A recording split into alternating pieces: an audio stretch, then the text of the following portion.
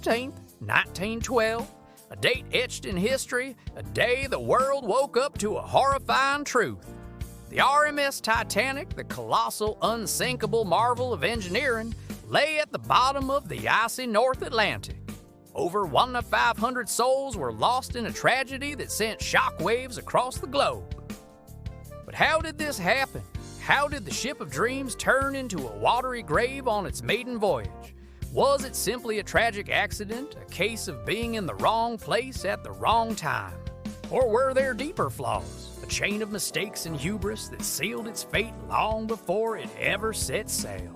Today, we're diving deep into the frigid waters of history to uncover the full story of the Titanic.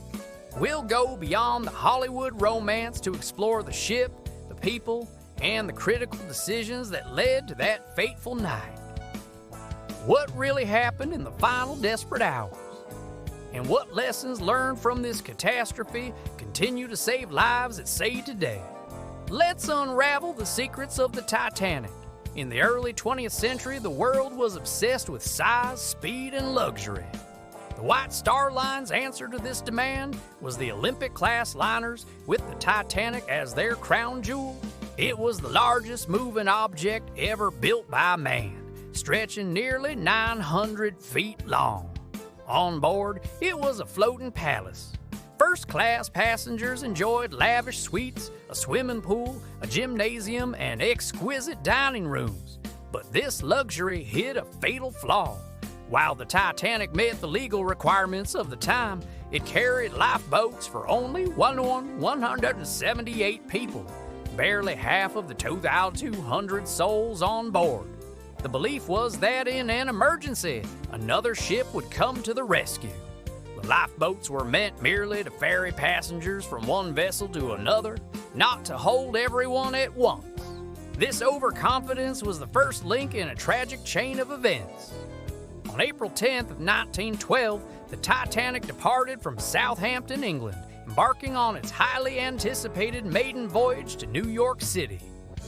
The passenger list was a microcosm of society itself. In first class, you had some of the wealthiest people in the world, like John Jacob Astor IV and Benjamin Guggenheim. In second class, there were professionals, teachers, and middle-class families full of hope. And down in third class, or steerage, were hundreds of immigrants from across Europe dreaming of a new life in America. For many of them, their life savings had been spent on this one-way ticket to opportunity. They were all united by the journey, aboard a ship that represented the pinnacle of modern technology, a vessel everyone believed was truly unsinkable. The first few days of the voyage were uneventful, filled with smooth sailing and the excitement of being on this magnificent ship. But as the Titanic steamed further into the North Atlantic, the danger was silently growing. Throughout the day on April 14th, the ship's wireless operators received multiple warnings of sea ice from other vessels in the area. Some of these crucial messages were passed to the bridge, but others were not. The senior wireless operator, Jack Phillips, was overwhelmed with sending personal messages for the wealthy passengers. In a now infamous exchange, when another ship tried to send a final critical ice warning, Phillips reportedly cut them off, replying, "Shut up, I am busy." The captain, Edward Smith, was an experienced seaman on his retirement voyage. Despite the warnings, he maintained a high speed of around 22 knots, eager to make a good impression by arriving in New York ahead of schedule. At 11:40 p.m. in the freezing moonless night, the lookout spotted it, an iceberg dead ahead. The alarm was sounded, "Iceberg right ahead." The bridge ordered the engines to be reversed and the ship to be turned hard to port, a desperate attempt to avoid collision, but the Titanic was too large and it was moving too fast. The massive ship scraped along the submerged part of the iceberg, creating a series of gashes along its starboard side. The impact wasn't a thunderous crash. Many passengers barely felt it. Some thought the ship had just dropped a propeller, but below the waterline, a fatal wound had been inflicted. Seawater was pouring into the first 5 of the ship's 16 watertight compartments. The ship's designer, Thomas Andrews, was on board.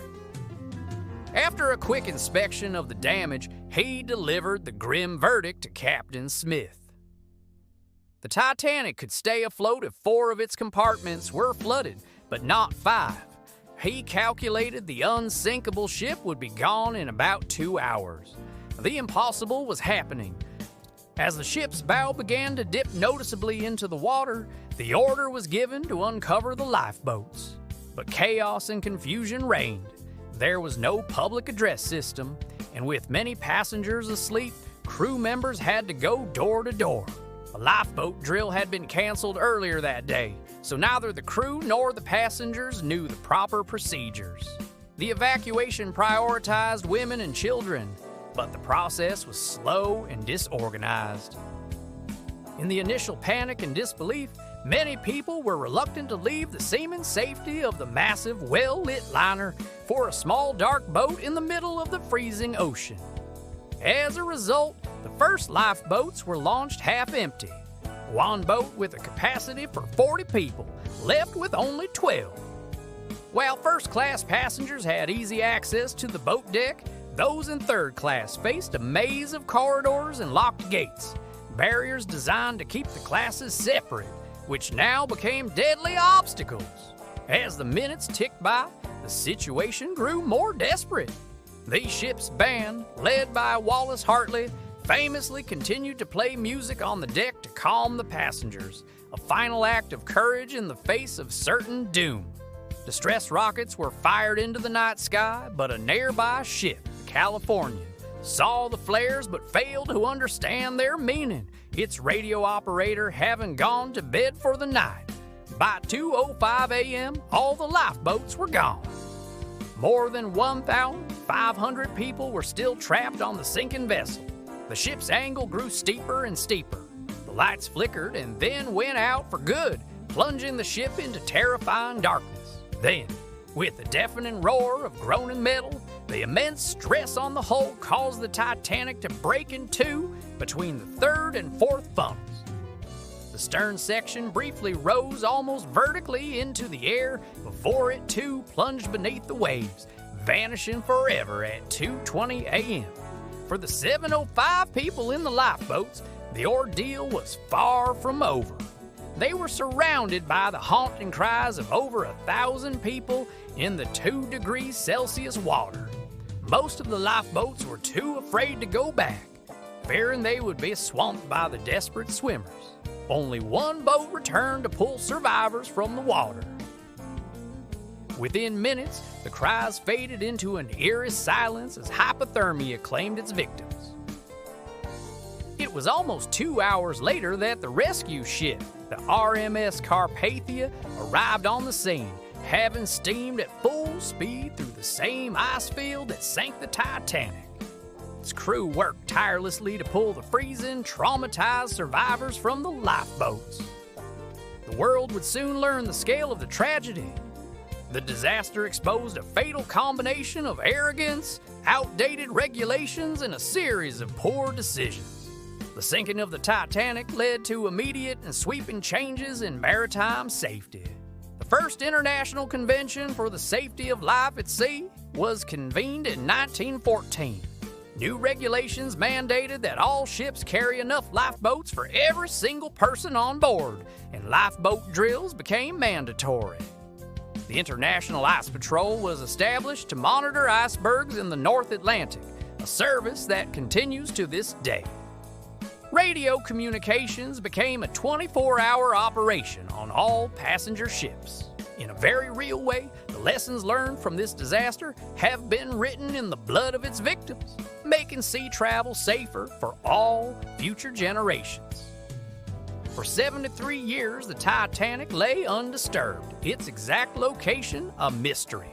Then, in 1985, a team led by Dr. Robert Ballard discovered the wreck 2.5 miles beneath the ocean's surface.